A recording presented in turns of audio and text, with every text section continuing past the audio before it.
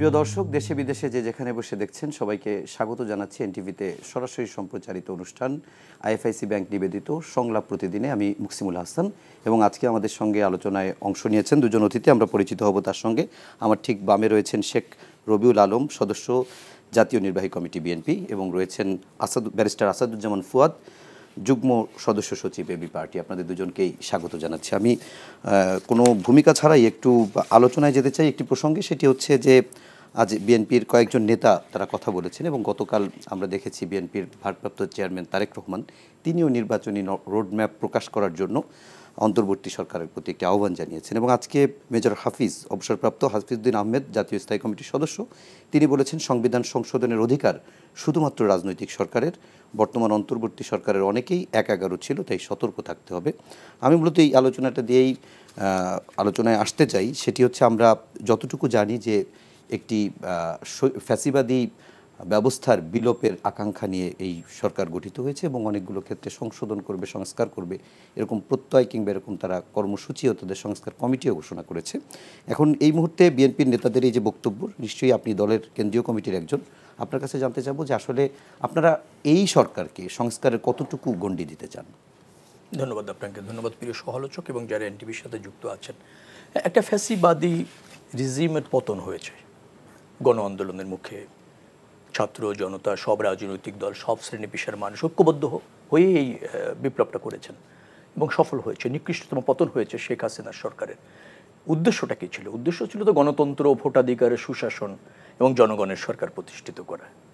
ঠিক আছে, কিন্তু এই জন্য তো আর ফ্যাসিজমের পতন হয়নি যে অনির্বাচিত অথবা ধরেন রাজনীতির প্রতি অনীহা অথবা ধরেন রাজনীতিতে অনাগ্রহ, অযোগ্য, তাদের দ্বারা দীর্ঘদিন রাষ্ট্র পরিচালিত হবে, সেই লক্ষ্যে তো আর এই বিপ্লব হয়নি। বিপ্লব হয়েছে যে জনগণের ক্ষমতায়ন, রাষ্ট্রে জনগণ তার মালিকানা এনজয় করবে।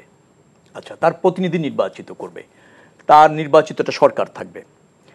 এই লক্ষ্যেই কিন্তু আমাদের এই বিপ্লব হয়েছে, এই লক্ষ্যেই পরিবর্তনটা হয়েছে। এখন এটা প্রশ্ন ঠিক আছে যে গত 15 বা 17 বছরে বাংলাদেশের ইনস্টিটিউটগুলি যেভাবে আওয়ামী আদর্শের লোক দ্বারা পরিচালিত হয়েছে বা সরকার যেভাবে ক্ষমতায় থাকতে ব্যবহার করেছে আওয়ামী লীগ সরকার, সেখানে জরাজীর্ণ হয়ে গেছে, বিধ্বস্ত হয়ে গিয়েছে। সেইগুলি বেশ কিছুটা জায়গায় সংস্কারের প্রয়োজন আছে, সেটাকে স্বতন্ত্রভাবে ফাংশন করানোর প্রয়োজন আছে, যেটা একটা গ্রহণযোগ্য নির্বাচনের জন্য একান্ত অপরিহার্য। সেই জায়গাগুলি তো অন্তর্বর্তীকালীন সরকার মনোযোগী হবে এবং ন্যূনতম সময়ের মধ্যে একটা সংস্কার করে একটা গ্রহণযোগ্য নির্বাচনের ব্যবস্থা করবে। সেটাই হচ্ছে জন আকাঙ্ক্ষা। সেই জায়গা থেকে সর্ববৃহৎ রাজনৈতিক দল হিসেবে বিএনপি বলছে যে সেই জায়গাটা অস্পষ্টতা আছে। আমাদের এই সরকারের প্রতি সমর্থন আছে। সরকার বিশেষ করে নির্বাচন কমিশনে যে সংস্কার করতে চায়, প্রশাসনে যেটা করতে চায় সংস্কার, প্রাতিষ্ঠানিক যে সংস্কার করতে চায়, জুডিশিয়ারিতে যে সংস্কার করতে চায়, সেগুলি যথাযথভাবে চিহ্নিত করেছে, আবার সেগুলির জন্য ইনিশিয়েটিভ নিয়েছে। কিন্তু আমরা মনে করি এখানে আরেকটু দ্রুত করলে এবং কালক্ষেপণ না করে অতি দ্রুত এগুলি করে ন্যূনতম সময়ের মধ্যে গ্রহণযোগ্য নির্বাচন আয়োজনের ব্যাপারে মনোযোগী হওয়া দরকার। এবং সেটাই হচ্ছে জনগণের প্রত্যাশা। রাজনৈতিক দল হিসেবে সে ব্যাপারেও আমাদের কথা বলতে হয়, কারণ জনগণ যা চায় বিএনপিকে সেই ব্যাপারে সজাগ সচেষ্ট থাকতে হয়। আরেকটা কথা আপনি বলেছেন যে 1-11-এর যারা ছিলেন তারা অনেকেই সরকারে আছে। আমি ওইভাবে দেখতে চাই না।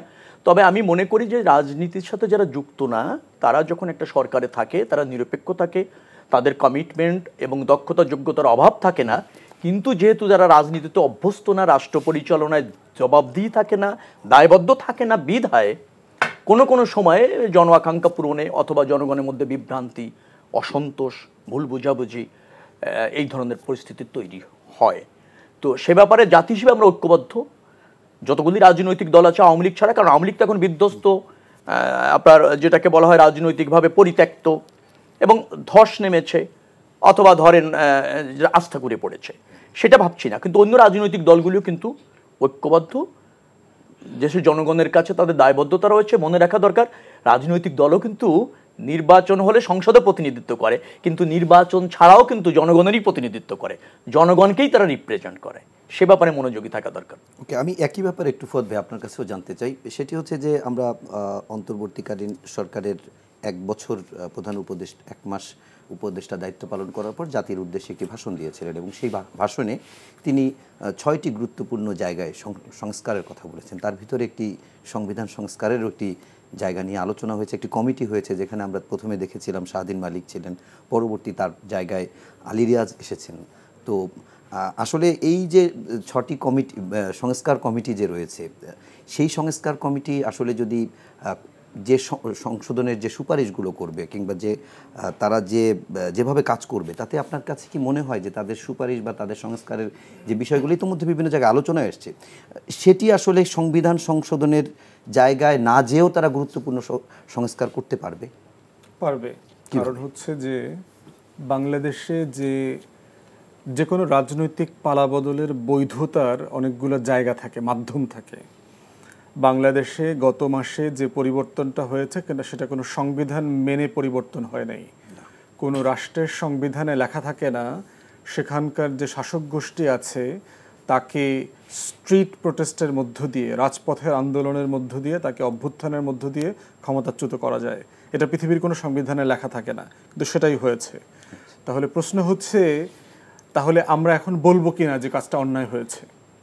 দেশবাসী বলবে কিনা যে এটা তো আমাদের সংবিধানে লেখা নাই, অতএব এই যে হাসিনাকে পালাতে বাধ্য করেছে দেশের লক্ষ লক্ষ কোটি কোটি মানুষ, 1500+ তরুণ যুবক দেশবাসী জীবন দিয়েছে, সেটা অন্যায় হয়েছে, এটা আমরা বলবো কিনা? আমরা বলবো না। কারণ হচ্ছে বৈধতার একটা বড় জায়গা হচ্ছে জনমত কিভাবে ওয়ার্ক করে, ফাংশন করে। এটা সবসময় ভোটের মাধ্যমে হয় না। পৃথিবীতে বিপ্লব যেখানে হয়েছে, ইরানে হয়েছে, কিউবাতে হয়েছে, বলিভিয়াতে হয়েছে, বিপ্লব কোনোদিন কোনো কাগজে লেখা থাকে না। বিপ্লব করে যে সকল রাজ পরিবারকে ফাঁসি দেওয়া হয়েছে, গিলেটিনে দেওয়া হয়েছে, ওটা লেখা ছিল না যে আমাকে গিলেটিনে দিলে আইন অমান্য হবে, তোমার বিচার হবে। বিপ্লব নাকি গণ অভ্যুত্থান, যেটাই হোক, এটা একটা জনগণের একটা বৈধতার আকাঙ্ক্ষার একটা জায়গা আছে। বাংলাদেশে কেউ কি গত 1.5 মাসে বলেছে অন্তর্বর্তীকালীন সরকারের পদত্যাগ চাই? কোনো ব্যানার দেখেছেন আপনারা? পর্যন্ত কেউ বলে নাই। এই না বলাটাই হচ্ছে সেলফ এই সরকারের বৈধতার জায়গা। অতএব আমাদেরকে মাথায় রাখতে হবে যে সংবিধান, নির্বাচন, ভোট বৈধতার একমাত্র জায়গা না। অতএব যে অন্তর্বর্তীকালীন সরকার ক্ষমতা নিয়েছেন, বঙ্গভবনে যাওয়া, ক্যান্টনমেন্টে চিফের সাথে মিটিং করা, সেখানে বাংলাদেশের মেজর সকল রাজনৈতিক দল যারা ফ্যাসিবাদ বিরোধী আন্দোলনে সক্রিয় ছিল তারা সেখানে গেছেন, শপথের অনুষ্ঠানে গেছেন। এগুলোর মধ্য দিয়ে যেটা হচ্ছে যে আপনি বাই ডিফল্ট এই সরকারের লেজিটিমেসি, বৈধতা দিচ্ছেন। 15ই আগস্ট পালিত হবে কি হবে না সেই প্রশ্ন কিন্তু তারা রাজনৈতিক দলের সাথে পরামর্শ করে সিদ্ধান্ত নিয়েছে। আবার আপনি বৈধতার স্বীকৃতি দিয়েছেন। রাজনৈতিক দলগুলোর ভিতরে বিএনপি সবচেয়ে বড় দল, তারা দ্বিতীয় দফাও মিটিং করেছে, মহাসচিব মহোদয় ওনাদের নেতৃবৃন্দ গিয়ে ওনারা মিটিং করেছেন। অ্যাগেইন এটা হচ্ছে বৈধতার সনদ। ইভেন অ্যাক্টিং চেয়ারপারসনও কিন্তু বারবার বলেছে যে এই সরকার যদি ব্যর্থ হয় দেশ বিপদে পড়বে, জাতি বিপদে পড়বে। অতএব এই কথাগুলোর মধ্য দিয়ে যেটা বারবার আসছে সেটা হচ্ছে ছাত্র জনতা, রাজনৈতিক দল, নাগরিক সমাজ সবার এখানে একটা বৈধতার সার্টিফিকেশন আছে, কারণ তারা জনগণকে রিপ্রেজেন্ট করে। এই ইস্যুতেই আপনি একটু এটা যদি একটু স্পেসিফিক করেন যে আপনার কাঠামো কতটুকু সংস্কার করা সম্ভব সংবিধান সংশোধন? তাও করা সম্ভব যদি আপনি কিসের ভিত্তিতে করছেন। যে বৈধতার ভিত্তিতে আপনি এখন গণভবনে আছেন, যে বৈধতার ভিত্তিতে আপনি এখন যমুনায় থাকেন, যে বৈধতার ভিত্তিতে আপনি এখন সরকারের পতাকাওয়ালা গাড়ি নিয়ে মিন্টু রোডে থাকেন, সরকারি বাসায় অথবা সচিবালয়ে অফিস করেন, এটা সেই বৈধতা। সেই বৈধতা হচ্ছে জনগণের বৈধতা। জনগণ কিভাবে সেই জনগণের বৈধতাটা আছে, কিন্তু জনগণের এই বৈধতা নিয়ে সে কাঠামোগত কতটুকু পরিবর্তন এটা জনগণ টাইম টু টাইম ঠিক করে দেবে। আপনার এই যে 6টা সংস্কার কমিটি করেছে, কেউ কি রিফিউজ করেছে? দেশের কোনো পলিটিক্যাল পার্টি বলেছে যে আমরা এই সংস্কার কমিটি মানি না, অথবা এই সংস্কার কমিটি রাজনৈতিক দলের সাথে কথা বলবে না? অবশ্যই বলবে। প্রশ্ন হচ্ছে যে আপনি কি প্রসেসে এই বৈধতা ক্যারি অন করেন। একটা জিনিস মাথায় রাখতে হবে অন্তর্বর্তীকালীন সরকারের ব্যাপারে, যে গত মাসের 8 তারিখে আপনাকে যে বৈধতা দিয়েছি, পুরো জাতি দিয়েছে, এই বৈধতাটা পারপিচুয়াল না, মানে অনির্দিষ্টকালের জন্য না। এই বৈধতাটা হইল পারফরমেন্স বেসড এক্সটেনশন হবে। আপনি কি যে ওয়াদা দিয়ে আসছেন, জনগণের যে আকাঙ্ক্ষা প্রত্যাশা নিয়ে আসছেন, সেটা আপনি টাইম টু টাইম কীভাবে ডেলিভার করছেন, সেই ডেলিভারির উপরে ভিত্তি করবে যে আপনি কতদিন প্রতি এক্সটেনশন পাবেন। এটা চুক্তিটা হচ্ছে তাই। এটা প্রতি সপ্তাহে, প্রতি মাসে মাসে এটার মেয়াদ বাড়ানো হবে অথবা কমানো হবে। অতএব সেইখানে হচ্ছে সংস্কার করবার টোটাল অ্যাটেম্প্ট নেবার দায় এবং প্রত্যাশা এই সরকারের কাছে আছে। প্রশ্ন হচ্ছে আপনি কতদূর যাবেন। আপনি বারবার জনগণের কাছে যাবেন, আপনি বারবার রাজনৈতিক দলের কাছে যাবেন, আপনি বারবার নাগরিক সমাজের আমি কাছে। তো একবার গণভোট নিয়েও একবারেই যে বৈধতা নিতে পারি, হ্যাঁ সেটাও নিতে পারেন, বাট বলতেছি দিন শেষে এটা তো রিজিড না যেটা সংবিধানের মধ্যে বাহিরে এটা করার এখতিয়ার শুধুমাত্র নির্বাচিত রাজনৈতিক দলের আছে অথবা নাই। এটা পলিটিক্যাল ডিবেট না, এটা হইতে পারে না। আমাদের দায় হচ্ছে যেটা সরকারকে মাথায় রাখতে হবে, প্রত্যেকটা কাজের ক্ষেত্রে আপনারা রাজনৈতিক দল, ফ্যাসিবাদ বিরোধী আন্দোলনে যারা সক্রিয় ছিল, প্রত্যেক ঘরানার রাজনৈতিক নাগরিক সমাজ যারা আছে, ছাত্র জনতা যারা আছে, দেশের আপামর জনগোষ্ঠীর যাদের মতামত নেওয়া দরকার অন এ রেগুলার বেসিস আপনারা নেবেন। এবং নিউ ইয়র্ক টাইমসে কিন্তু আপনার ডক্টর ইউনূসকে একই প্রশ্ন জিজ্ঞেস করা হয়েছে যে আপনি কতদিন থাকবেন ক্ষমতায়, আপনি কি ইলেকশন রান করবেন কিনা। তিনি পরিষ্কার করে বলেছেন I am not in the running business, আমি এর মধ্যে নাই। তাহলে আপনি কিভাবে করবেন বলে এই যে 6টা কমিটি করে দিয়েছি, তারা সংস্কারের রিপোর্ট দেবে।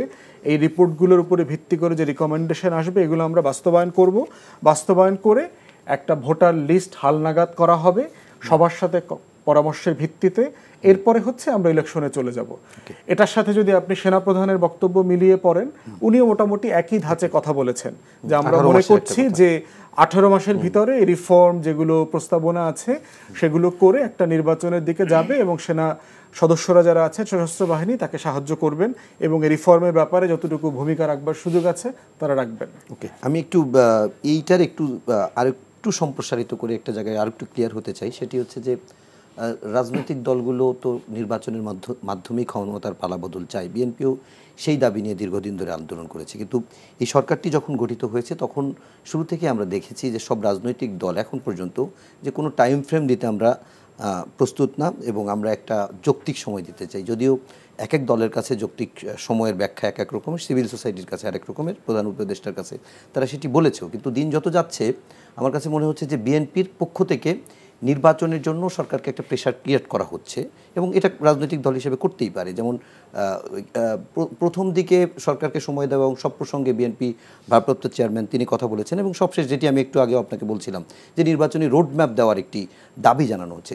আসলে কি এটি রাজনৈতিক দল হিসেবে দ্রুত নির্বাচন দেওয়ার একটি যে রাজনৈতিক দলের রুটিন ওয়ার্ক, নির্বাচন দেওয়ার জন্য সরকারকে বাধ্য করা বা চেষ্টা করা, সেটি নাকি আপনারা কোনো আশঙ্কাও করছেন? কেন প্রশ্নটি করছি, কেননা রিজভী আহমেদ আজকে বলেছেন যে প্রশাসনে এখনও স্বৈরাচারদের প্রেতাত্মা বসে আছে, সরাতে না পারলে সংস্কার করেও কোনো লাভ হবে না। এই প্রশ্ন এত বিস্তৃততে আমার মনে হয় যে মূল কথা 30 মিনিট লাগবে। যাই হোক, আমি আপনাকে সংক্ষেপে বলি, সরকারের প্রেতাত্মা তো আছেই। জি জি, ধরেন আওয়ামী লীগ সরকার এবং দলের প্রধান সহ তার সহযোগীরা অদৃশ্যে চলে গিয়েছেন, ভেগে গিয়েছেন, পালিয়ে গিয়েছেন, কিন্তু তার অন্যান্য যে সুবিধাভোগী গোষ্ঠী তো আছে, তারা তো চাইবে আবার ফ্যাসিজম তৈরি হলে তাদের সুবিধা নিশ্চিত হবে। আবার তাদের দীর্ঘদিনের রাজনৈতিক ঝুঁকিতে আওয়ামী লীগকে চলে যেতে হয়েছে, রাজনীতি নিয়ে কবে কামব্যাক করবে সেটাও দূরও হবে, মানুষের কাছে কোনো রাজনৈতিক মেসেজ আওয়ামী লীগের পক্ষে নিয়ে যাওয়া। কারণ যে নিকৃষ্টতম পতন তাদের হয়েছে, যে ধরেন নিকৃষ্টতম শাসন তারা চালিয়েছে, তাদের আওয়ামী লীগের রাজনীতিক কোনো মেসেজ নিয়ে জনগণের কাছে যাওয়া কঠিন। তো এই পরিস্থিতিতে যদি একটা ষড়যন্ত্র করা যায়, সরকারকে বিতর্কিত করা যায়, নির্বাচনটা না করে অন্য একটা পরিস্থিতি তৈরি করা যায়, এই সংক্রান্ত আছে। কারণ প্রশাসনের মধ্যেই আছে, কারণ বিধ্বস্ত প্রশাসন, আপনার জরাজীর্ণ প্রশাসন, এক দলের এক আদর্শের লোকজন সমস্ত কয়েকটা স্তরে রয়েছে। অতএব রাতারাতি তো এটা মানে পরিবর্তনও যেমন অন্তর্বর্তীকালীন সরকারের জন্য দূর হচ্ছে, আবার সুফল পেতেও সময় লাগছে, সেটা একটা জটিলতা। আপনি যেটা বলছেন যে দেখেন, আমরা প্রথমেই বলেছি যে আপনি কি সংস্কার করতে চান সেটা আগে চিহ্নিত করেন, তার জন্য যে ন্যূনতম যে সময় প্রয়োজন সেটা রাজনৈতিক দল দিতে প্রস্তুত, বিএনপিও দিতে প্রস্তুত। সেই জায়গাগুলি যা চিহ্নিত ইতিমধ্যে সরকার করেছেন তার সাথে আমরা দ্বিমত করছি না, কিন্তু সেইগুলি আমার ধারণা হচ্ছে যে 6 থেকে 9 মাসের মধ্যেই এই পরিপূর্ণ সংস্কার করে 1 বছরের মধ্যেই নির্বাচনটা শেষ করা যায়। তো যে কাজটি 1 বছরের মধ্যে শেষ করা যায়, জনগণের সরকারের কর্তৃক নির্বাচিত সরকারের বিকল্প তো আর কোনো সরকার নেই না, কারণ সেই সরকারই থাকে দায়বদ্ধ জনগণের কাছে। ব্যারিস্টার ফওয়াদ বলছেন, ভালোই বলেছেন, আমি দ্বিমত করছি না একটা জায়গায়। উনি বলছেন রাজনৈতিক দলগুলির সাথে আলোচনা করলেই বা সব শ্রেণী পেশার মানুষের সাথে আলোচনা করাটাই হচ্ছে জনসমর্থন। ঠিক আছে, সেটা একটা নির্দিষ্ট সময়, কিন্তু জনগণের প্রত্যক্ষ ভোটে নির্বাচিত প্রতিনিধি ছাড়া আপনার আইন বিভাগ ফাংশন করবে না। একটা পরিপূর্ণ সংস্কারের জন্য আইন বিভাগ বা সংসদ ছাড়া কতটুকু সম্ভব সেগুলি হয়তো আপনি অর্ডিন্যান্স জারি করে করবেন, পরবর্তী সরকার যদি সেখানে দ্বিমত হয়, তার স্বার্থের যদি ব্যাঘাত ঘটে, রাজনৈতিক সরকার সেটা বৈধতা নাও দিতে পারে। তো এগুলি কিছু জটিলতা আছে। পরিপূর্ণ সংস্কার করতে হলে রাজনৈতিক সরকার অথবা জনগণ কর্তৃক নির্বাচিত সরকার দরকার, সেই একমাত্র সাংবিধানিকভাবে বৈধ ক্ষমতা রাখে। এখন জনগণ চাচ্ছে, জনগণ কিভাবে চায়? জনগণ পার্লামেন্টে তার প্রতিনিধিকে নির্বাচিত করে তার বক্তব্যটা দিতে চায়। গণতন্ত্র মানে তাই বোঝায়। আমরা সেই জায়গায় মনোযোগী হচ্ছে। তবে যে সংস্কারগুলি গ্রহণযোগ্য নির্বাচন করবার ক্ষেত্রে প্রশাসনকে বিকেন্দ্রীকরণ বা স্বতন্ত্র করার জন্য প্রয়োজন, সেখানে আমরা দ্বিমত করছি না। আমাদের সাথে এখন ওই বিষয়ে দ্বিমত হচ্ছে না। 18 মাসের কথা সেনাপ্রধান বলেছেন, আমার সেনাপ্রধানের বক্তব্য ভালো লেগেছে। তিনি খুব সরলভাবে বলেছেন যেটা গ্রহণযোগ্য নির্বাচন প্রয়োজনীয় সংস্কার 18 মাসের মধ্যেই সম্ভব সেটা বলেছেন। কিন্তু তার বক্তব্যের মধ্যে আরেকটা ভালো দিক আছে। তিনি রাজনীতি, গণতন্ত্র, ভোটাধিকার, জবাবদিহিমূলক সরকার, কার্যকর পার্লামেন্টের ব্যাপারে তার এই দেশের একজন সেনাপ্রধান বাদ দেন, নাগরিক হিসেবে যে শ্রদ্ধা রয়েছে সেটা কিন্তু তিনি তুলে ধরেছেন। অর্থাৎ আমি অন্তর্বর্তীকালীন সরকার এবং রাজনৈতিক দলগুলির মধ্যে এখনো পর্যন্ত কোনো সন্দেহ বা ধরেন কোনো রকমের বিভাজন, অসন্তোষ এগুলি দেখছি না। মানুষ ঐক্যবদ্ধ আছে। আমার ধারণা হচ্ছে অন্তর্বর্তীকালীন সরকার যদি তাদের দায়িত্ব কর্তব্যের সীমাবদ্ধতা যদি বোঝে, সীমাবদ্ধতা আর প্রয়োজনীয় সময়কে যদি অজুহাত না মনে করে, তাহলে আমার মনে হয় যে আমরা সঠিক ট্র্যাকে আছি। অতি তাড়াতাড়ি আমরা এই সংস্কারগুলি করে সেটা পরিপূর্ণ সংস্কার নির্বাচিত সরকার করবে, এটাই কাম্য এবং এটাই বৈধ। আর আমরা তো 31 দফা আপনার সংস্কার প্রস্তাব অঙ্গীকারাবদ্ধ হয়েছি। এখনো পর্যন্ত রাজনৈতিক দলগুলি যে সংস্কারের কথাগুলি বলছে আমাদের 31 দফা বা অঙ্গীকারের মধ্যে পরিপূর্ণভাবে আছে। আপনি রাষ্ট্রের কাঠামোগত সংস্কারের কথা আমরা ওখানে বলেছি। অল্প সময় হয়তো প্রত্যেকটা আমি বলবো না বা বলার সুযোগ থাকবে না। আবার ধরেন সরকারের মধ্যে সংস্কারের কথা বলেছি, যে এক ব্যক্তি মানে 2 বারের বেশি এক দল থেকে প্রধানমন্ত্রী হবে না, আমরা জোটগতভাবে সরকার গঠন করব, যদিও আমরা ব্রুট মেজরিটি পাই, আমরা দ্বিকক্ষ বিশিষ্ট পার্লামেন্ট করব, সেটা সরকারের আপনার সংস্কারের মধ্যে বলেছে। আবার সেটি ক্ষমতায় যাওয়ার পরে সেটা ছাড়া আপনি তো এটা কিভাবে করবেন? সেটা হচ্ছে একটা রাজনৈতিক দলের কখন সে সংবিধানে সংস্কার করে, নিশ্চয়ই ক্ষমতা যাওয়ার পরে। এছাড়া তো একটা রাজনৈতিক দলের করার সুযোগ নেই। এই বর্তমান প্রেক্ষাপটে তো এই প্রশ্ন আসছে, যেহেতু আমি আরেকটু যদি আমি একই সাথে একটু ফুয়াদ ভাইয়ের কাছ থেকে একটু জেনে নিই, সেটি হচ্ছে যে আমরা তো শুরু থেকে একটি আলোচনা শুনছি, একটি বিতর্ক শুনছি যে এই সরকার আসলে কিসের পক্ষে মত দিবে, সংবিধান সংশোধনের পক্ষে না সংবিধান পুনর্লেখনের পক্ষে। ইনফ্যাক্ট যাকে এই সংবিধান এই সংস্কার কমিটির যাকে প্রধান করা হয়েছে তার মুখেও আমরা বহুবার শুনেছি যে এই সংবিধান আসলে সংশোধনযোগ্য না, এটি পুনর্গঠন সম্ভব। তো সেটি আসলে কোন প্রক্রিয়ার ভিতর দিয়ে করবে, নাকি সেটি নির্বাচিত সরকার করবে? দেখেন, এটা অনেকভাবে হইতে পারে। মূল বিষয়টা হচ্ছে যে আপনি একটা কমিটি তো এখনো একজন মাত্র সদস্য দিয়ে তৈরি হয়েছে। আমরা ধারণা করছি এক সপ্তাহখানেকের ভিতরে হয়তো বাকি সদস্যরাও অক্টোবরের 1 তারিখের আগেই হয়ে যাওয়ার কথা ইনভলভড হবেন এবং তারপরে এই কমিটি প্রসেস ওয়ার্ক শুরু করবেন, কনসালটেশন করবেন, নাগরিক সমাজের বক্তব্য নেবেন, রাজনৈতিক দলগুলোর সাথে বসবেন এবং বসে সে দিন শেষে একটা প্রস্তাবনা তো দেবে না অন্তর্বর্তীকালীন সরকারের কাছে। এখন তারপরে প্রশ্ন আসবে যে এই প্রস্তাবনাটা আপনি বাস্তবায়ন কিভাবে করবেন। সেখানে হচ্ছে 2-3টা মতামত আছে। একটা হচ্ছে এটা প্রস্তাবনা আকারে পরবর্তী নির্বাচিত সরকারের কাছে থাকবে, যে এইটা একটা প্রস্তাবনা, পরবর্তী নির্বাচিত সরকার এটা পার্লামেন্টের ফার্দার ডিবেট করবে, তর্ক বিতর্ক করে এরপরে তারা সিদ্ধান্ত নেবে এটার কি হবে, 1 নম্বর। দ্বিতীয়ত হচ্ছে এই প্রস্তাবনার উপরে এই প্রস্তাবনাটা বাস্তবায়ন কিভাবে হতে পারে সেটার উপর সে নিজেই একটা রেফারেন্ডাম অ্যারেঞ্জ করতে পারে অন্তর্বর্তীকালীন সরকার, যে আমরা জনগণের কাছে প্রস্তাব ছেড়ে দিচ্ছি, মানে গণভোটের মতো রেফারেন্ডাম অ্যারেঞ্জ করবে। তারা তখন মতামত নেবে, এই মতামতের উপরে পক্ষে বিপক্ষে আলোচনা হবে, তর্ক বিতর্ক হবে, সেটা হতে পারে।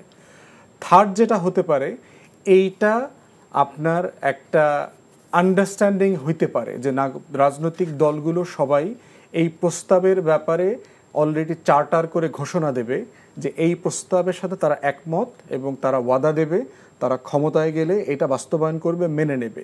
কারণ 1/11-এর সময় আমরা দেখেছি রাষ্ট্রের অনেকগুলো সংস্কার প্রস্তাবনা সেটা হচ্ছে প্রস্তাবিত ছিল, কিছু বাস্তবায়নও শুরু হয়েছিল। আপনাদের মনে আছে ডক্টর আকবর আলী খানকে দিয়ে অনেকগুলো রিফর্ম এজেন্ডা করা হয়েছিল, পরবর্তী সরকার এসে সেটা রেটিফাই করে নাই। কিন্তু এই সংস্কার প্রস্তাবনাটা যদি সকল দলের এবং নাগরিক সমাজের সাথে ঐক্যমতের ভিত্তিতে করা হয়, সেটা একটা সাইন্ড চার্টার হইতে হবে। ফ্যাসিবাদ বিরোধী সকল রাজনৈতিক দল এটা বাস্তবায়ন করতে বাধ্য থাকবে, এরকম একটা জায়গা হইতে পারে। এখন আমার মনে হচ্ছে যে এটা খুব ফ্লেক্সিবল একটা জায়গা, এখানে কোনো জটিলতা নাই। জটিলতা তৈরি হবে যদি অন্তর্বর্তীকালীন সরকারের সাথে রাজনৈতিক দলগুলোর কমিউনিকেশনে গ্যাপ হয়। এছাড়া এখানে কোনো জটিলতা আমি দেখতে পাচ্ছি না। সেখানে তারা দুইটা বিষয়ে মত দিতে পারবেন। একটা হচ্ছে সংবিধানটা কি হবে, এটা কি পুনর্লিখিত হবে, সংশোধিত হবে, পুনর্লিখিত হইলে কি হবে সেটা লিখিত এতটুকুর উপরে, আর এটা বাস্তবায়ন কোন প্রক্রিয়াতে হবে, দুটোর মতামতই তারা নেবে। এই জন্য আমি যেটা প্রস্তাব করেছি, বারবার বলেছি, এই হিয়ারিংগুলো পাবলিক হওয়া দরকার। যে এই কমিটির কাছে যারা মতামত দিচ্ছেন, এই মতামতটা ওপেন হওয়া দরকার, ট্রান্সপারেন্ট হওয়া দরকার। তাহলে যেটা হবে, জাতি এই প্রসেসের সাথে ইনভলভ হয়ে যাবে। তখন যেটা হবে যে কোনো রাজনৈতিক দল যদি মানে ফাজলামি করার চেষ্টা করে, যে আমি আপনাদের মনে থাকার কথা যে কেয়ারটেকার প্রফেশন থাকবে কি থাকবে না বিষয়ক যে সংসদীয় উপকমিটি হয়েছিল, স্ট্যান্ডিং কমিটিতে কিন্তু শেখ হাসিনা পর্যন্ত বলে আসছে যে কেয়ারটেকারের প্রফেশন থাকা উচিত। তোফায়েল আহমেদ থেকে শুরু করে যারা সিনিয়র আওয়ামী লীগের পলিটিশিয়ান ছিলেন সবাই বলেছে, সবাই এক বাক্যে বলে দিয়ে আসছে। সেইটার উপর রিপোর্ট যখন দেওয়া হইল যে সবার মতামতের উপর ভিত্তি করে কেয়ারটেকার প্রফেশন থাকবেন, সেইটাকে ওভারনাইট একদিনের মধ্যে 2 দিনের মধ্যে সিদ্ধান্ত পরিবর্তন করে দেওয়া হলো, এবং হাসিনা অস্বীকার করতেছে এরকম কিছু হয়টাই নাই আর কি। তো এখন প্রশ্ন হচ্ছে যে বাংলাদেশের রাজনীতিবিদ ইনক্লুডিং প্রাইম মিনিস্টারের অফিস যেহেতু মিথ্যা কথা বলতে অভ্যস্ত, এই টোটাল কনভারসেশনটা পাবলিক হইতে হবে। যে বিএনপি সংবিধানের ব্যাপারে কি বলেছে, সে জাতির কাছে কি ওয়াদা ছিল, আমরা কি বলেছি, এবি পার্টি কি বলেছে, জামাত কি বলেছে, অন্যান্য রাজনৈতিক দল কি হয়েছে। এই জন্য আমি বারবার বলেছি যে প্রত্যেকটা সংস্কার কমিটি পাবলিক হিয়ারিং হইতে হবে, যেটা বিটিভি সংসদ লাইভ সম্প্রচার করবে জাতির ট্রান্সপারেন্সির জন্য। আবার একটু রবিউল ভাইয়ের কাছে যেতে চাই, সেটি হচ্ছে যে একটি প্রসঙ্গে একটু বলতে চাই যে মাহমুদুর রহমান, তাকে যে শেখ হাসিনার ছেলে সজীব অজের জয়কে অপহরণ করে হত্যা এবং ষড়যন্ত্রের অভিযোগে যে তাকে দায়ের করা মামলা হয়েছিল, সেই মামলায় তিনি সাজাপ্রাপ্ত হয়েছিলেন। তিনি দেশে ফিরেছেন শুক্রবার, অর্থাৎ 2 দিন আগে, এবং আজকে তার আদালতে তিনি আদালতে আত্মসমর্পণ করেছেন এবং তাকে পরবর্তীতে ডিভিশন দিয়ে কারাগারে পাঠানো হয়েছে। আমি এই প্রসঙ্গটির সঙ্গে একটু আরেকটি প্রসঙ্গ, যেটি জাতির অনেকেই জানতে চায়, আগ্রহের জায়গাও আছে মানুষের, বিএনপির ভারপ্রাপ্ত চেয়ারম্যান তারেক রহমান, তিনি কি একই প্রক্রিয়ায় এভাবে দেশে এসে আদালতে হাজিরা দিবেন, নাকি সব মামলা শেষ করে তারপর দেশে আসবেন? না, সেগুলি উনি বিবেচনায় রেখেছেন। তিনি আইনি প্রক্রিয়া অনুসরণ করতে চান, বিশেষ কোনো সুবিধা তিনি নিতে চান না। তিনি সম্পূর্ণ নির্দোষ ছিলেন। সেই আমি যদি বলি, জননেতা জনাব তারেক রহমানের বিরুদ্ধে যে মামলাগুলি ছিল, প্রতিহিংসাবশত মামলা, রাজনৈতিক প্রতিহিংসা, মিথ্যা ভিত্তিহীন বানোয়াট মামলা, একটা মামলাও প্রমাণিত হয়নি। যে নিম্ন আদালতের বিচারক তাকে খালাস দিয়েছেন, তাকে দেশ ত্যাগ করতে হয়েছিল, এরকম একটা মামলাও আছে। তো সেগুলি তিনি আইনিগতভাবে মোকাবিলা করে ফেস করেই তিনি, যেহেতু তিনি নির্দোষ, তার কোনো সম্পৃক্ততা পাওয়াও যায়নি, সরকারের যে ইনভেস্টিগেশন হয়েছে সেখানেও প্রমাণিত হয়নি, নিশ্চয়ই সেই প্রক্রিয়া অনুসরণ করে তিনি আসবেন। মাহমুদুর রহমানের বিরুদ্ধে যে মামলাটার কথা বলছেন সেটাও সম্পূর্ণ ভিত্তিহীন মামলা। মাহমুদুর রহমান এবং শফিক রেহমান দুজনেরই নির্বাহী আদেশেই এই সব রায় হয়েছে। যারা সরকারের বিরুদ্ধে কথা বলেছেন তাদেরকে কারারুদ্ধ রাখা, তাদের কণ্ঠরোধ করার অংশ হিসেবে সব মামলা। আমরা জেলে ছিলাম, আমাদের বিরুদ্ধে ধরেন এই জাতীয় নির্বাচনের আগে 1 সপ্তাহের মধ্যে 3টি মামলা আমাদেরকেও সাজা দেওয়া হয়েছে, আমাকে। তো এটা হয়েছে। আর আমরা রাজনীতিবিদরা এগুলি ফেস করতে জানি। যারা অন্যায়ের প্রতিবাদ করে, ফ্যাসিজমের বিরুদ্ধে যারা রুখে দাঁড়ায়, সেটা তারেক রহমান সাহেব বলেন, মাহমুদুর রহমান সাহেব বলেন, ফুয়াদ সাহেব বলেন, রবি সাহেব বলেন, তারা এগুলি মেনে ঝুঁকে এই রাজনীতি করে। তো এই সব মামলা এমনি চলে যাবে, আইনিভাবেই এগুলি রিলিজ হয়ে যাবে। আপনারা যে জায়গায় ছিলেন সেখানে আমি আরেকটু বলছি, সেটা হচ্ছে যে আপনারা যেটা বলছেন যে জনমত নেবেন, গণভোটের আয়োজন করবেন, সেটা কতটুকু সম্ভব হবে সেটা একটু জটিলও আছে। কারণ আমাদের সংবিধানে গণভোটের ব্যবস্থাটা ছিল।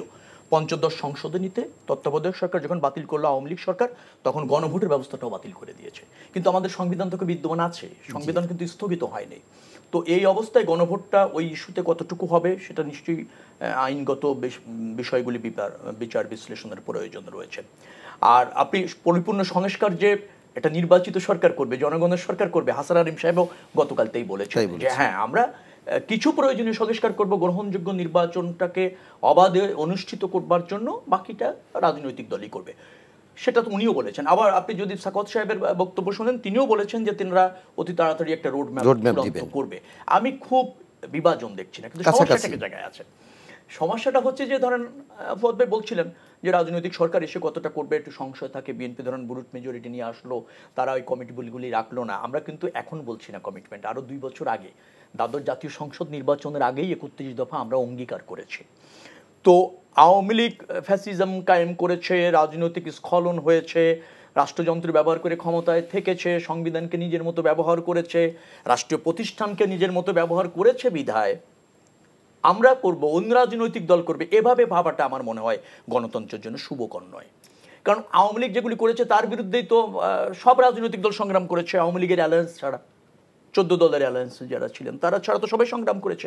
বিএনপি 17 বছর ধরে সংগ্রামে ব্রত থেকেছে শুধুমাত্র ভোটাধিকার, গণতন্ত্র, তাই তো? এর চেয়ে ন্যায্য আর কি আছে? আচ্ছা, তো রায়ের ভিত্তিতে ক্ষমতায় যেতে চেয়েছি, এখনো চেয়েছি, আগেও চেয়েছি, অবাধ এবং গ্রহণযোগ্য নির্বাচন চেয়েছি। আর বিএনপিদের আগে বারংবার ক্ষমতায় ছিল, নিশ্চয়ই সংবিধানের ব্যত্যয় বিএনপি ঘটায়নি।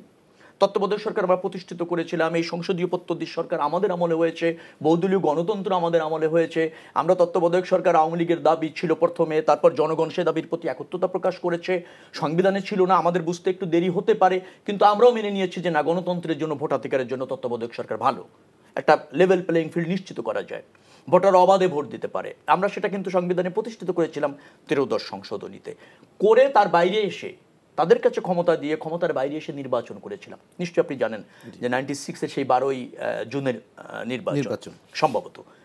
তো সেখানেও 119 সিট নিয়ে আমরা সর্ববৃহৎ বাংলাদেশের যাবৎকালে সবচেয়ে বড় বিরোধী দল। তো গণতন্ত্র, ভোটাধিকারের প্রতি আমাদের কিন্তু কমিটমেন্ট আছে। আমরা কিন্তু সংবিধানকে নিজের মতো ব্যবহার করে বা পরিবর্তন করে সংশোধন করে ক্ষমতায় থাকতে চাইনি। আর আমরা যখন 31 দফা অঙ্গীকার করি সর্ববৃহৎ রাজনৈতিক দল হিসাবে, নিশ্চয়ই জাতি সেটা গ্রহণ করে। এবং আমরা উপলব্ধির থেকে এবং গণতন্ত্রের প্রতি শ্রদ্ধাশীল থেকেই সেই অঙ্গীকার করেছি। অতএব আওয়ামী লীগ মানেনি, বিএনপি মানবে না, অন্য দল মানবে না, এই অতিমাত্রায় সন্দেহগুলিও কিন্তু আমাদের সুস্থ রাজনৈতিক পরিচর্যাকে কিন্তু ব্যাঘাত ঘটায়। এবং রাজনীতি না করে যারা ক্ষমতা লোভী থাকতে চায় বা ক্ষমতাসীন থাকতে চায় তাদেরকে উৎসাহিত করে। আমার মনে হয় যে রাজনৈতিক দলের নেতা বা বিশ্লেষক আমরা যারা আছি, আমরা যদি জনগণের প্রত্যক্ষ অংশগ্রহণ চাই রাষ্ট্র ব্যবস্থাপনায়, তার জন্য একটা কার্যকর নির্বাচন, কার্যকর পার্লামেন্ট দরকার। সে ব্যাপারে জন্য আমরা সবাই মনোযোগ হই। রাজনৈতিক সংস্কার আছে, প্রত্যেকটা দলের, ফুয়াদ ভাই একটা দলের আছেন, তারও মূলনীতি আছে, ঘোষণাপত্র আছে, গঠনতন্ত্র আছে, বিএনপির আছে, অন্য রাজনৈতিক দল আছে। সব রাজনৈতিক দলের আদর্শ তো এক হবে না, সব রাজনৈতিক দলে একমত হবে না। জাতীয় স্বার্থে কিছু বিষয় আছে যেখানে আমরা একমত হব।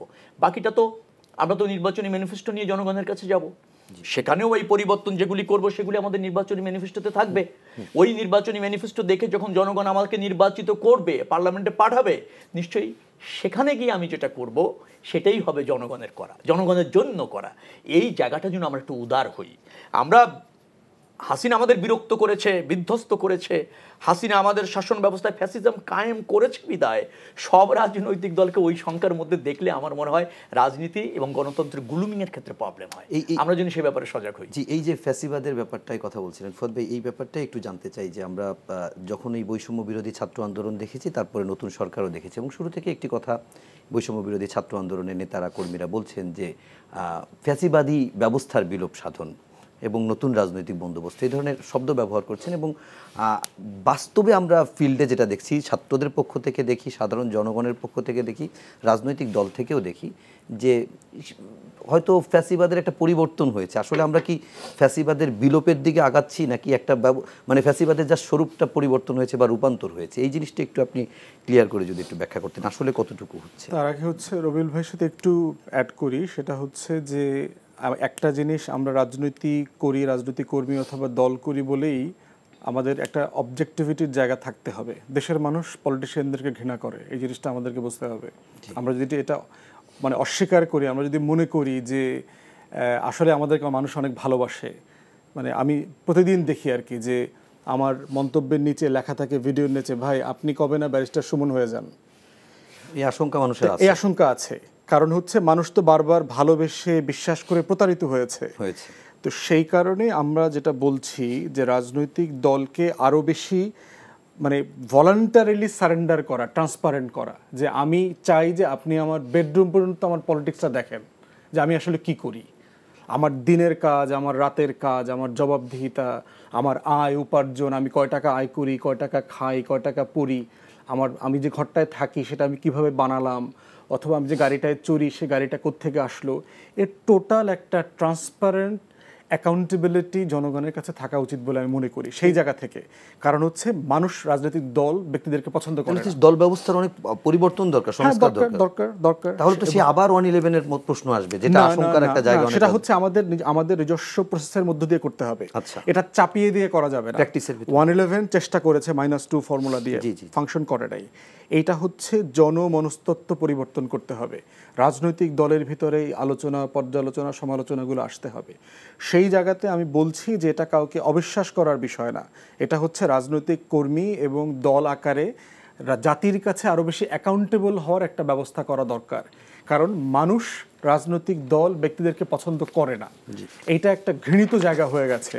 কারণ যে সকল সাবেক ধরেন 60, 70, 80, 90 দশকের সকল ছাত্রনেতাদেরকে আমরা দেখেছি, তারা বাংলাদেশে হেন কোনো 2 নাম্বারই 9 নাম্বারই নাই যা তারা করে নাই। বাংলাদেশে প্লট ব্যবসা, ফ্ল্যাট ব্যবসা, সরকারের রাজুক থেকে প্লট ফ্ল্যাট নিয়ে বাড়ি গাড়ির মালিক হওয়া, তারপরে হচ্ছে বিনা ট্যাক্সে আপনার কোটি কোটি টাকার গাড়ি আমদানি করে সুযোগ সুবিধা নেওয়া, এগুলো তো এই দেশের রাজনীতিবিদরা করেছে। এদেশের সকল হোয়াইট কলার ক্রাইমের সাথে পলিটিশিয়ানরা ইনভলভ। তো এখন আমাকে নতুন রাজনীতি, নতুন বাংলাদেশের কথা বলছি, কিন্তু পুরাতনভাবে করলে তো মানুষ আমাকে বিশ্বাস করবে না। নতুনভাবে কিভাবে করতে পারে, ওইটাতে আমি আসতেছি। তাহলে এটার এই যে ফ্যাসিবাদী বন্দোবস্ত যে আপনি বাতিল করবার কথা বলছেন, আপনারা যে ছাত্ররা বলছে যে আমরা নতুন বাংলাদেশ চাই, সেটার প্রথম জায়গাটা হতে হবে রাজনৈতিক কর্মী এবং রাজনৈতিক দলকে স্বচ্ছ হওয়া। তা যারা পলিটিক্স করবেন তাদের আদ্যপান্ত মানুষের কাছে থাকতে হবে যে আসলে তারা কিভাবে চলেন, তাদের আয় উপার্জন কী। কারণ যিনি ক্ষমতায় যাওয়ার আগেই চুরি করে অভ্যস্ত, কমিটি বাণিজ্য করে টাকা নেন, অথবা আওয়ামী লীগের লোকদের সাথে ব্যবসা করে বেনিফিট নিচ্ছেন গত 15-16 বছরে, সাডেনলি আপনি জাতীয় পার্টির ব্যানারের মতো যদি সুশীল হয়ে যেতে চান, এটা মানুষ মেনে নেবে না। অতএব এই জায়গাটাতে হচ্ছে নতুন বাংলাদেশ মানে হচ্ছে শুধু রাষ্ট্রের সংস্কার না, ব্যক্তির সংস্কার লাগবে। দল এবং যে আমার থেকে আমি বলতে চাই, আমার দল থেকে আমি বলতে চাই, এইটাই কারণে। এটা কাউকে অবিশ্বাস করবার জায়গা না আর কি। দ্বিতীয়ত হচ্ছে বন্দোবস্তের দ্বিতীয় জায়গাটা হচ্ছে সংবিধান। এবং যে কারণে আমি ব্যক্তিগতভাবে বারবার বলেছি যে আমিও একমত না যে এই সংবিধানটা থাকতে পারে, কারণ it's a badly drafted constitution. এটা একটা আইনের বইতে পরিণত হয়েছে, সংবিধান না।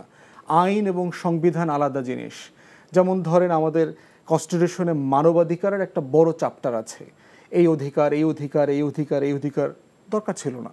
কারণ হচ্ছে আমরা মানবাধিকারের সনদ সিগনেচার করা একটা রাষ্ট্র। আপনি একটা লাইন যোগ করে দিলে হয় যে আন্তর্জাতিক যত অধিকারের সনদ আমরা স্বাক্ষর করেছি, বাংলাদেশ রাষ্ট্র সেটা নিশ্চিত করবে নাগরিকদের জন্য। দরকার নেই আপনার সেটার সাথে সাংঘর্ষিক কিছু করবে না। শেষ একটা লাইন দিয়ে আপনি এই পুরো চ্যাপ্টার ফেলে দিতে পারতেন। প্রেসিডেন্ট কিভাবে হবে, প্রধানমন্ত্রী কিভাবে হবে, সংসদ কিভাবে হবে, স্থানীয় সরকার নির্বাচন কিভাবে হবে, নির্বাচন কমিশন কিভাবে গঠিত হবে, ইভেন অডিটর কিভাবে হবে, রাষ্ট্রের মানে টাকা পয়সার হিসাব যে ডিপার্টমেন্টটা রাখবে, এগুলো সংবিধানে বলে দেয়া আছে। এটা কেন সংবিধানে বলা থাকতে হবে? আলাদা আইন করে দেন, পার্লামেন্ট আলাদা আইন করে দেবে যে পার্লামেন্ট কিভাবে গঠিত হবে। আমাদের সংবিধানটাকে আমি ব্যক্তিগতভাবে দেখতে চাই 2, 4, 5 পৃষ্ঠা, 7 পৃষ্ঠা, আমেরিকার মতো খুব ছোট্ট একটা সংবিধান হবে, বাংলা ভাষায় সাদামাটাভাবে লেখা থাকবে। সেটা তো পুনর্লিখন ছাড়া সম্ভব না। এক্স্যাক্টলি, পুনর্লিখনই আমি চাই, আমি ব্যক্তিগতভাবে সেটা চাই। এবং এই ছোট্ট ভাষায় কথাটা থাকবে যেটা একটা রিক্সাওয়ালা পড়ে বুঝবে যে এই রাষ্ট্রে আমার মালিকানা কি, আমার দায় কি, আমি কি করব, আমি কি পাবো, ছোট্ট ভাষায় লেখা থাকা দরকার। তৃতীয়ত হচ্ছে রাজনীতির বন্দোবস্ত পরিবর্তন করতে হবে। যারা রাজনৈতিক দল করেন তাদের জবাবদিহিতা, তাদের ফান্ডিং, তাদের আইন কানুন মেনে চলার যে মানসিকতা। বাংলাদেশে আমরা যারা রাজনৈতিক কর্মী আছি, আমরা দেখি যে আপনার আইন মেনে চলা অথবা আইনের অধীনে নিজেকে সারেন্ডার করা, যে আমি নাগরিক, আমাকে আইনটা মেনে চলতে হবে, এইটা করবার মানসিকতা নাই। অতএব রাজনৈতিক দলকে যদি দল আকারে আইন না মানে, এই দলটা ক্ষমতায় গেলে তো আইন মানবে না তো। অতএব আমার নেতাকর্মীকে যদি আমি এখন নিয়ন্ত্রণ করতে না পারি, আমি যদি এখন তাকে ডিসিপ্লিন করতে না পারি, সরকারে গেলে আমি কিভাবে করব? এই বন্দোবস্তের একটা জায়গা। 3টা। চতুর্থ হচ্ছে যে আপনার আমাদের যে ঘোষণাপত্র ছিল, স্বাধীনতার ঘোষণাপত্র, সেই ঘোষণাপত্রের আলোকে বাংলাদেশে একটা অধিকারের বন্দোবস্ত করা। সেটা কি ছিল দেখেন, আমরা বলেছিলাম যে উর্দুভাষী পাকিস্তানিরা আমাদেরকে অধিকার থেকে বঞ্চিত করছে। আমরা বাংলাভাষী বঙ্গীয়রা কি অন্যদেরকে অধিকার থেকে বঞ্চিত করি নাই? আমরা কি বিহারীদেরকে অধিকার দিয়েছি? আমরা কি আমাদের পার্বত্য চট্টগ্রামবাসী যারা আছেন, যে 13-14টা জাতিগোষ্ঠী আছে, তাদেরকে সাফিসিয়েন্ট অধিকার দিয়েছি?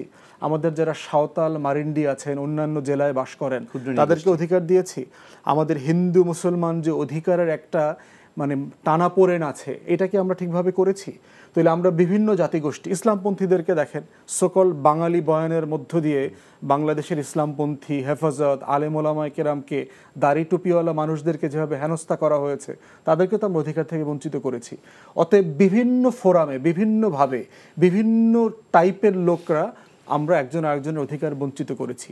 অতএব অধিকার ফিরাইয়া দেওয়াটা হচ্ছে নতুন রাজনৈতিক বন্দোবস্তের প্রধানতম জায়গা। রবি ভাই, আপনার কাছে একটু জানতে চাই, যে বিষয়টি নিয়ে আমি প্রশ্নটি করেছিলাম, যদিও আমরা অন্য একটি আলোচনায় ভালো উত্তরই পেয়েছি, কিন্তু এই আলোচনাটা আমরা ওনার কাছ থেকেও জানতে চাই। তার আগে আপনার কাছে জানতে চাই যে আসলে আমরা কি যেটা বলছি যে ফ্যাসিবাদীর বিলোপ চাচ্ছি বা ফ্যাসিবাদী আর দেখতে চাচ্ছি না, একটা সরকার 15 বছর ধরে একটু ফ্যাসিস্ট রূপ ধারণ করেছে, বিভিন্ন জায়গায় মানুষের কথা বলার স্বাধীনতা ছিল না, অনেক ক্ষেত্রে লঙ্ঘিত হয়েছে, তো সেই জিনিসটা আমরা দেখতে চাচ্ছি না, এটার বিলোপ চাই। কিন্তু বাস্তবতায় কি আমরা দেখতে পাচ্ছি যে বিলোপ নাকি পরিবর্তন হয়েছে? না, ফ্যাসিবাদী দেখতে আর চাইনা বিধায় তো এই পরিবর্তনটা হয়েছে, এই অভ্যুত্থানটা হয়েছে।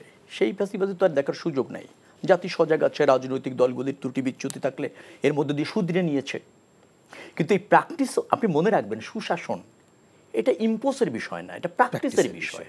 তো প্র্যাকটিস আপনি করতে না দিয়ে যদি আপনি বলেন যে আপনি ওই ফ্যাসিবাদী আতঙ্কের মধ্যে থাকেন, তাহলে সমাধানটা কোথায়? গণতন্ত্র পৃথিবীতে একমাত্র উৎকৃষ্ট পন্থা না, কিন্তু যতগুলি রাষ্ট্র ব্যবস্থাপনার পন্থা আছে তার মধ্যে উৎকৃষ্ট, যার জন্য সেটা মেনে নিতে হচ্ছে। ট্রাম্প, অনেক বিতর্ক আছে, কিন্তু নির্বাচিত তো হয়েছে। এখন মেজরিটি মানুষের সমর্থনটাকে আপনি কিভাবে দেখবেন? মেনে নিতে হবে। ফুয়াদ ভাই প্রত্যাশার জায়গা থেকে বলেছেন, আমি দ্বিমত করছি না, ভালো প্রত্যাশাগুলি, কিন্তু এটা তো মনে রাখতে হবে রাজনৈতিক দলকে বিভিন্ন শ্রেণী পেশার মানুষকে ধারণ করে রাজনীতিটা করতে হয়।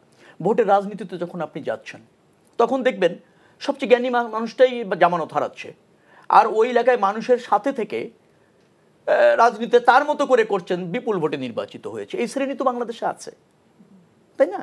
এখন আপনি পরিশুদ্ধ করতে চান, রাজনীতিবিদকে দেখতে চান আপনার স্বপ্নের চরিত্রে।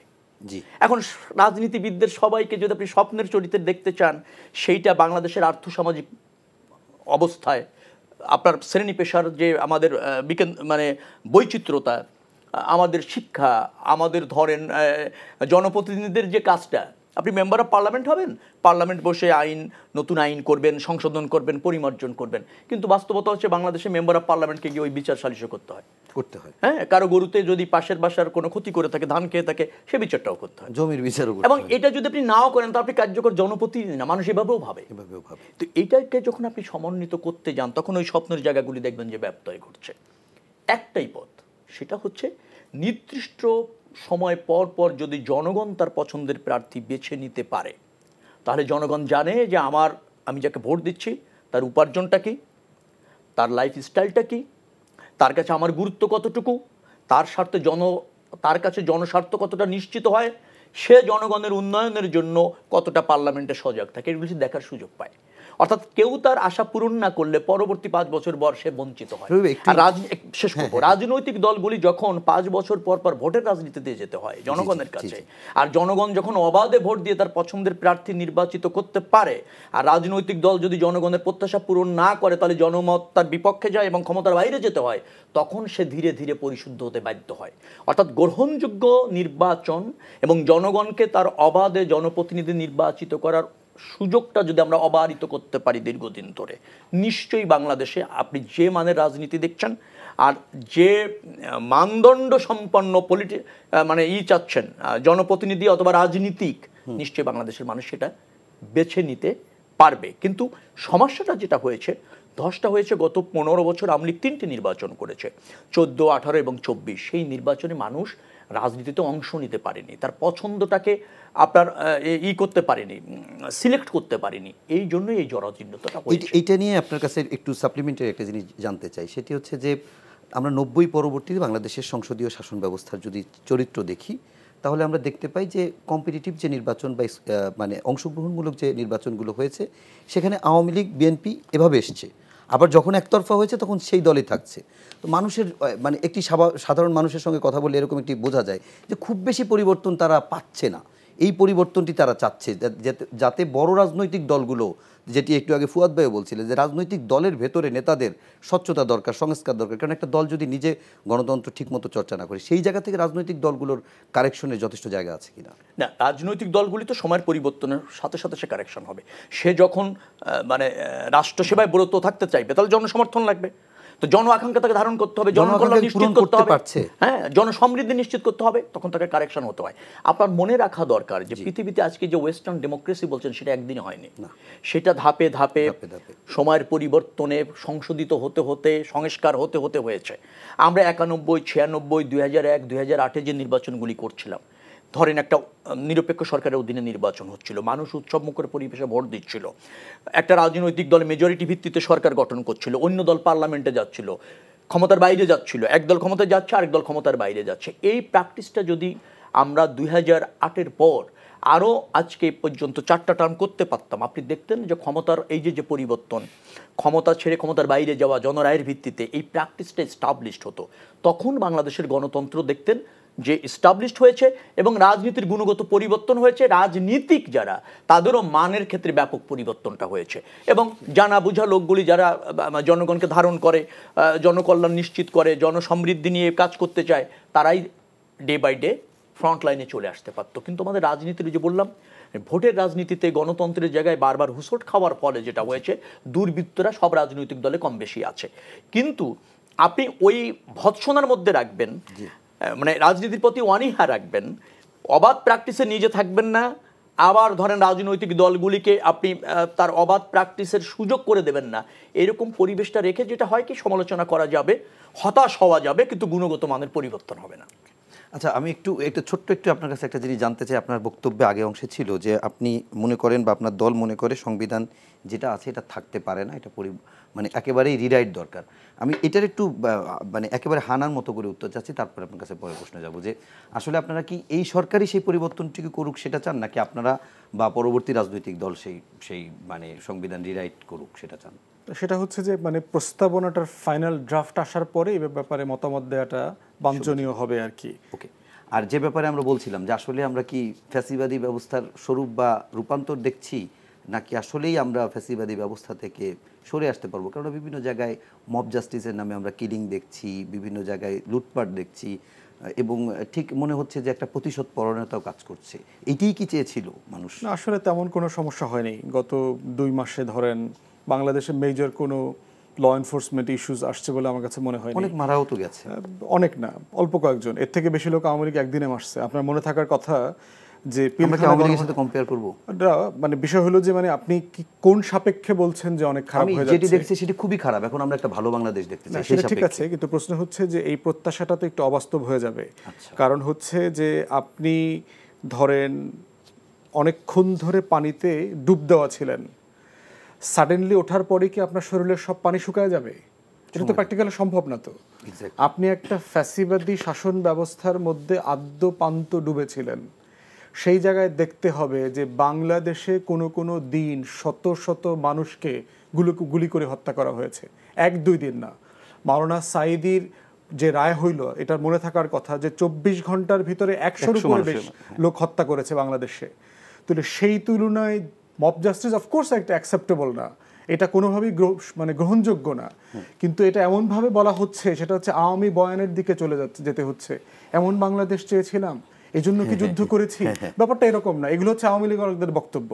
এই বক্তব্যগুলো হচ্ছে আওয়ামী পুনর্বাসনের রাজনীতি। অতএব বাংলাদেশে আইন শৃঙ্খলা পরিস্থিতি পারফেক্টলি ফাইন আছে, তেমন কোনো ঘটনাই ঘটে নাই। বাংলাদেশে কোনো মলে ডাকাতি হয়েছে? বসুন্ধরা মল কি ডাকাতি হয়েছে? যমুনা সুপার মার্কেট ডাকাতি হয়েছে? বাংলাদেশের কোন জুয়েলারি শপে ডাকাতি হয়েছে গত 1 মাসে 2 মাসে? হয় নাই তো। মাজার মন্দির ভাঙার কথা শুনেছি, কিছুই হয় নাই, বড় ধরনের এগুলো হয়নি। মাজার ভাঙার সাথে আওয়ামী লীগের লোকজন জড়িত। একজন ইন্ডিয়ান সিটিজেন পর্যন্ত ধরা পড়েছে আপনার ফরিদপুর না গোপালগঞ্জে দেখলাম, এক হিন্দু মাদারীপুরে ধরা পড়েছে। অথবা এটার সাথে আওয়ামী লীগ জড়িত। প্রত্যেকটা অরাজকতার সাথে আওয়ামী লীগ জড়িত। ঢাকা বিশ্ববিদ্যালয়ে মব লিঞ্চিং এর সাথে আওয়ামী লীগ জড়িত, জাহাঙ্গীরনগরে মব লিঞ্চিং এর সাথে আওয়ামী লীগ জড়িত, পাহাড়ে এই যে অরাজকতা চলছে সেটার সাথে আওয়ামী লীগ এটা থামাতে পারছি না, এটা কি আমার ব্যর্থতা না? না, ব্যর্থতা না, এটা ব্যর্থতা না, কারণ প্রতিষ্ঠান নাই তো। আচ্ছা, আমি এটা কি দিয়ে থামাবো? আমার কাছে তো কোনো পুলিশ আছে, আপনি দেখতে পাচ্ছেন যে আছে, অডিটররা আন্দোলন করেছে, রাস্তা ব্লক করে ফেলেছে, পুলিশ এসে রিকোয়েস্ট করছে, তারা যাচ্ছে না, তখন তারা কনস্টেবলকে বলেছে সাউন্ড গ্রেনেড চার্জ করবার জন্য, পুলিশের এসআই কনস্টেবলরা বলেছে আমরা কিছু করতে পারবো না। এই যে গোপালগঞ্জ আর ফরিদপুর দিয়ে যে প্রশাসনকে ভরে ফেলেছে, প্রশাসন ফাংশন করছে না তো। তো প্রশ্ন হচ্ছে, হ্যাঁ এই জায়গাটা অবশ্যই আমাদের প্রত্যাশার জায়গা, কিন্তু মাথায় রাখতে হবে যে একটা আওয়ামী ফ্যাসিবাদের পরের বাংলাদেশটা আসলে কোথায় আছে? কোনো প্রতিষ্ঠান কাজ করছে না, এই প্রত্যেকটা দায় হচ্ছে আওয়ামী ফ্যাসিবাদের দায়। তো এই জন্য আমাদেরকে মাথায় রাখতে হবে যে আমরা দায়টা দেবার সময় কাকে দেব। এই দায় হচ্ছে আওয়ামী লীগের।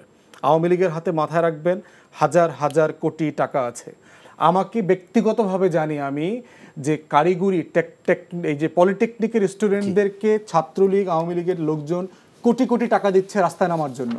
তারা দফা পর্যন্ত লিখে দিয়েছে যে তোমরা এটা নিয়ে মাঠে নামো, আন্দোলন করো, এবং দফাগুলো দেখলাম প্রত্যেকটা ন্যায্য দফা। তাহলে ন্যায্য দফা আপনি এতদিন করেন নাই কেন? এতদিনে আন্দোলন হয় নাই কেন? দাবি মেনে নিলেন না কেন? কিন্তু তাহলে এখন নামাচ্ছেন কেন? সরকারকে বিব্রত করবার জন্য। এই জন্য আমাদের বক্তব্য হচ্ছে যে বাংলাদেশে যে ঘটনাগুলো ঘটেছে এটা খুবই নমিনাল। আমাদের আইনশৃঙ্খলা পরিস্থিতি পারফেক্টলি ভালো আছে। গত জমানার প্রত্যেক দিনের তুলনায় বাংলাদেশে আইনশৃঙ্খলা পরিস্থিতি ভালো আছে। বন্দোবস্তের আলোচনাতে ফিরে যাই।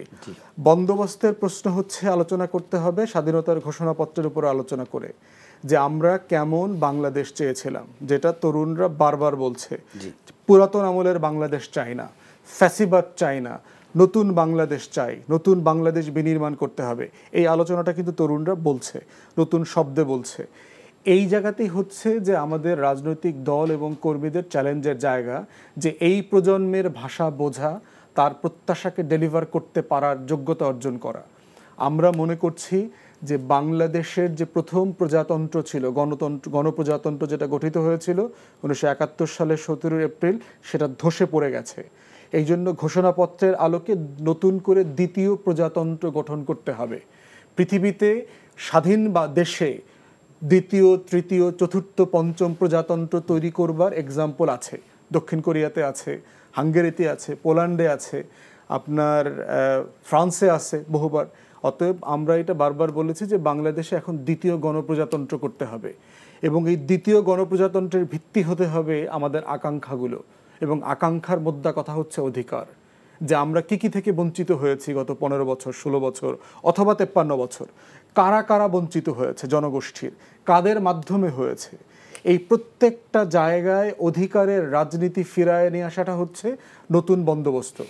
এরপরে হচ্ছে আমরা যেটা বলেছি যে বাংলাদেশে সমস্যা সমাধানের রাজনীতি আসতে হবে, পলিসি বেস পলিটিক্স, যেটা আমরা ওয়েস্টার্ন কান্ট্রিগুলোতে দেখেছি। যে আমি ক্ষমতায় আসলে স্বাস্থ্য সেবা খাত কিভাবে চলবে, এটার বাজেট কোত্থেকে আসবে, কিভাবে এটার প্রশাসন ব্যবস্থাপনা করা হবে, আমি ক্ষমতায় আসলে গণপরিবহনে কি হবে, আমি ক্ষমতায় আসলে পুলিশ কিভাবে চলবে, আমি ক্ষমতায় আসলে সেনাবাহিনী ব্যবসা করতে পারবে কি পারবে না, আমি ক্ষমতায় আসলে কি আমি বাংলাদেশের ট্যাক্সের পয়সার পূর্বাচলে জমি কিনে সরকারি কর্মকর্তাদেরকে 3 লাখ টাকায় দিব কিনা, এটার ব্যাপারে পরিষ্কার প্রস্তাবনা আসতে হবে। ইস্যু ভিত্তিক রাজনীতি, সমস্যা সমাধানের রাজনীতি, এটাই দ্বিতীয় গণপ্রজাতন্ত্র করবার রাজনীতি। এই বন্দোবস্ত ছাড়া বাংলাদেশে নতুন ধামা চাপা দেওয়ার রাজনীতি তরুণদের মধ্যে আর আকৃষ্ট করা সম্ভব বলে আমি মনে করি না। ওকে, আমরা একদম শেষ করব। তার আগে একটু রবিউল ভাই আপনার কাছে জানতে চাই, যে বিষয়টি এতক্ষণ ফুয়াদ ভাই বলছিলেন যে আসলে কমপ্লিটলি আইন শৃঙ্খলা পরিস্থিতি ঠিক আছে এবং আমরা এখন পর্যন্ত একটা ঠিকঠাক আছে কিংবা ঐক্যের জায়গাও আছে, আপনি কি একমত? আমি একমত মানে যে ধসটা গিয়েছে আর আওয়ামী লীগের যে পতনটা হয়েছে, আওয়ামী লীগের জেনারেল সেক্রেটারি তো বলেছিল যে ক্ষমতা ছাড়লে আমরা লাখ লাখ লোক মারা যাবে, সেটি হয়নি।